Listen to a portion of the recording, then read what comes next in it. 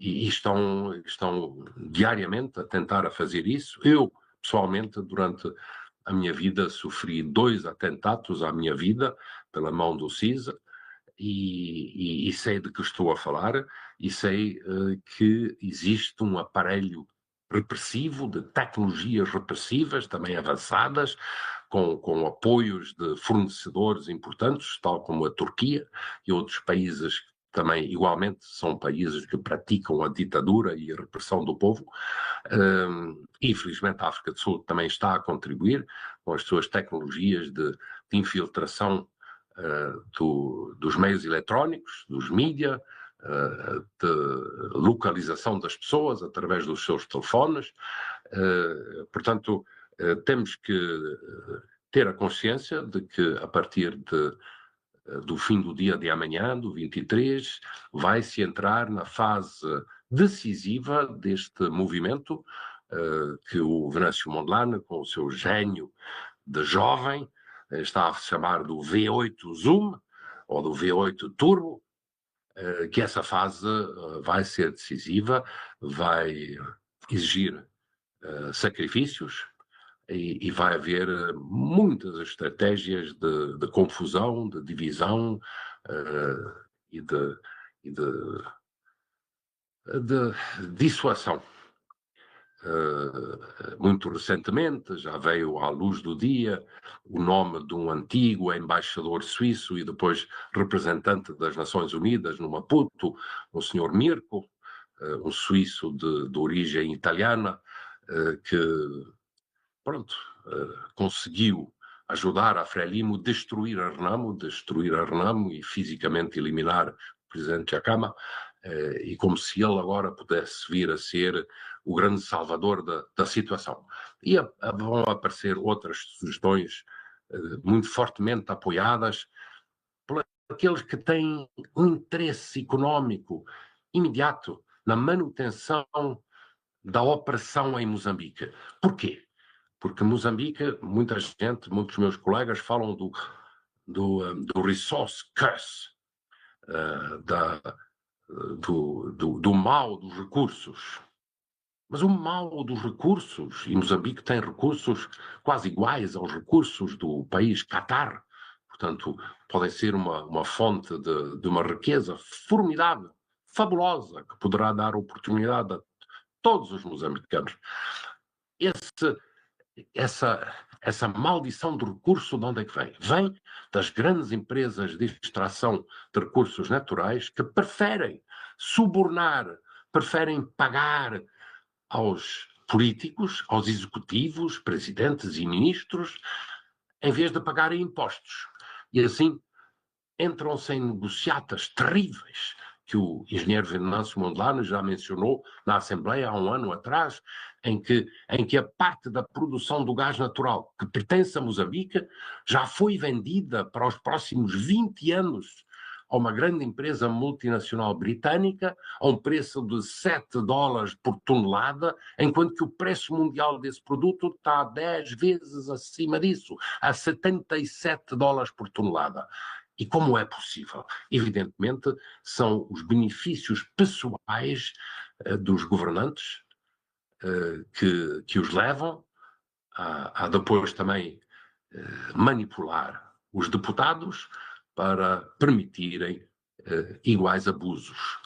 E daí, infelizmente, existe também uma conspiração internacional para impedir a justiça eleitoral em Moçambique e continuar a perpetuar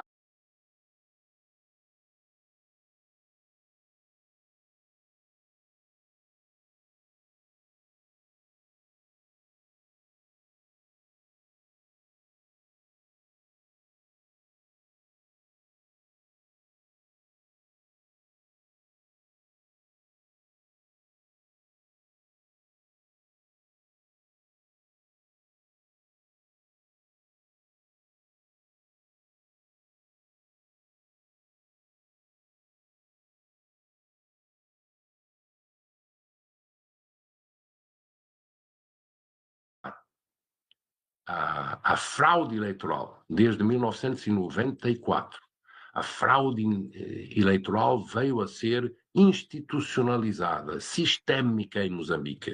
E a manutenção dessa situação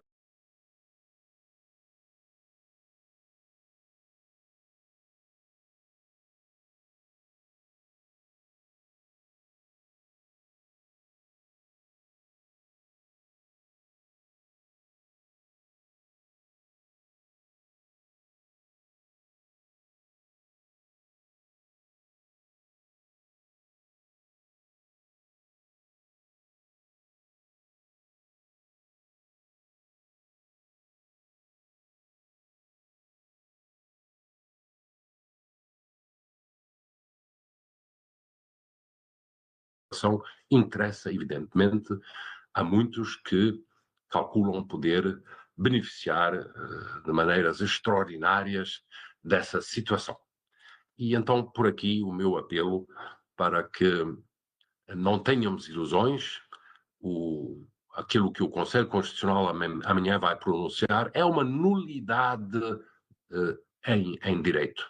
Porque se um tribunal fazer um pronunciamento absurdo, sem fundamento lógico, sem dedução dos fatos e com manipulação dos fatos, é uma nulidade. E a soberania do povo não vai ser presa dentro desses formalismos, dentro desses rituais que só servem para perpetuar uma opressão e uma situação trágica em que num grande país africano o povo nunca foi libertado por enquanto. Obrigado pela paciência de me ouvirem.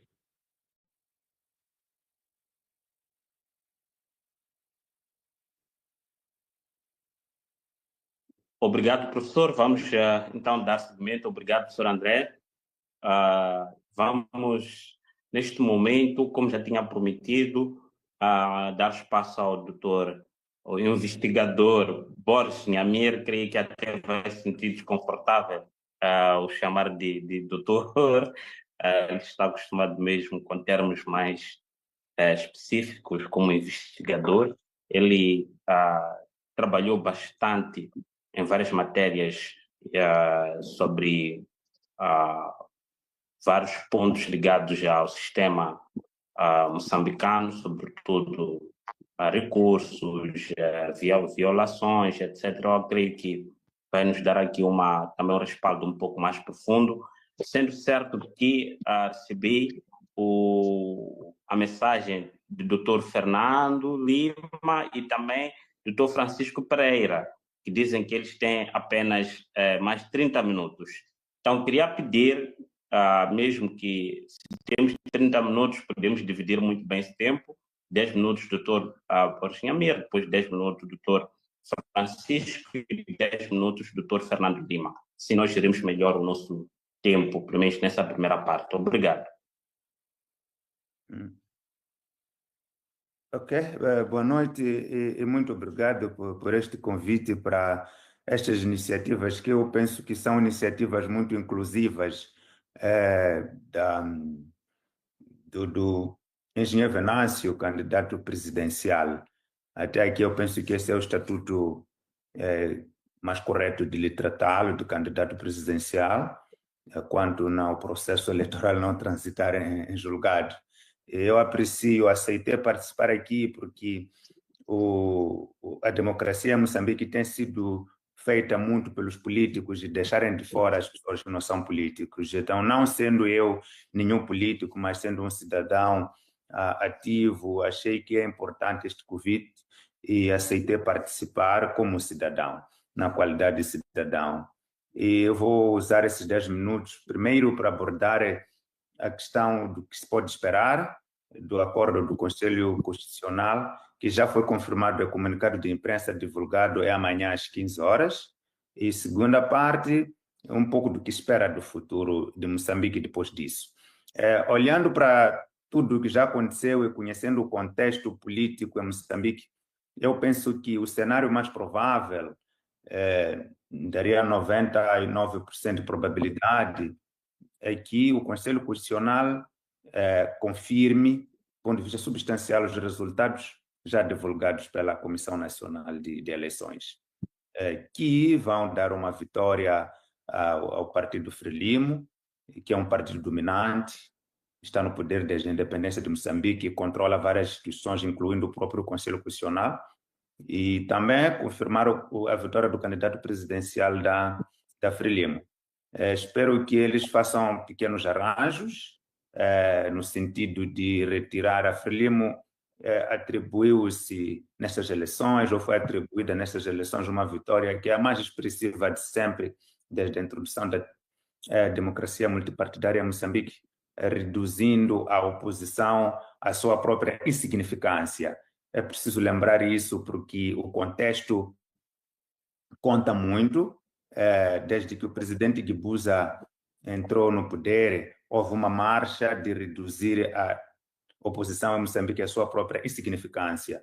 Eu, nos meus vários estudos, alguns publicados, outros ainda não, tento mostrar isso, que desde a entrada do presidente Guebuza ao poder, tentou reduzir-se a oposição para não ter nenhum poder em Moçambique. Poder significa poder discutir leis, discutir programas governamentais, então ter uma representação mínima no parlamento. Uma das pessoas que falou dessa necessidade de reduzir a oposição à sua própria insignificância inicialmente foi o general Mariano Matsinha, numa entrevista ao jornal Notícias, e depois disso isso foi repetido e essa expressão ficou conhecida como do Edson Macuacua, que as vitórias da Frelimo tinham que ser esmagadoras, asfixiantes, retumbantes, e para reduzir a oposição à sua própria insignificância. Mas esse projeto é que a oposição tem que ser figurativa. A Frelimo governar como uma oposição mínima, tal como acontece em regimes autocráticos, como no Ruanda, em que a oposição não tem nenhuma possibilidade efetiva de ganhar eleições. E fica ali decorativa. Então, nessa marcha, a Frelimo atribuiu-se a uma vitória de 195 deputados. É o número de deputados de assentos parlamentares mais elevado desde o fim do regime do Partido Único em Moçambique.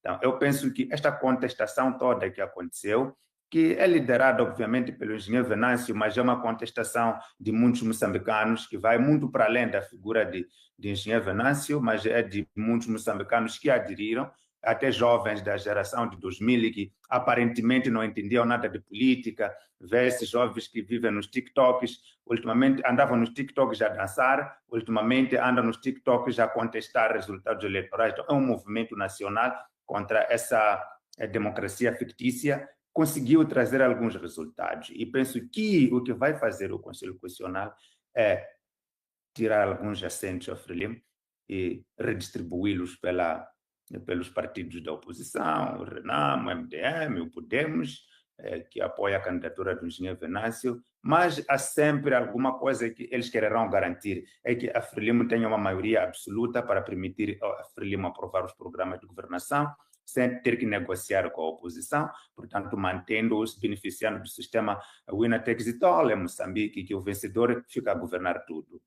E eu penso que qualquer decisão do Conselho Constitucional amanhã, diferente dessa de manter a vitória da Frelimo com uma maioria absoluta, seria um terremoto político. Eu não acredito que isso vá acontecer. Essa contestação que houve foi suficientemente grande, mas não para a Frelimo largar o poder ou partilhar o poder. Então,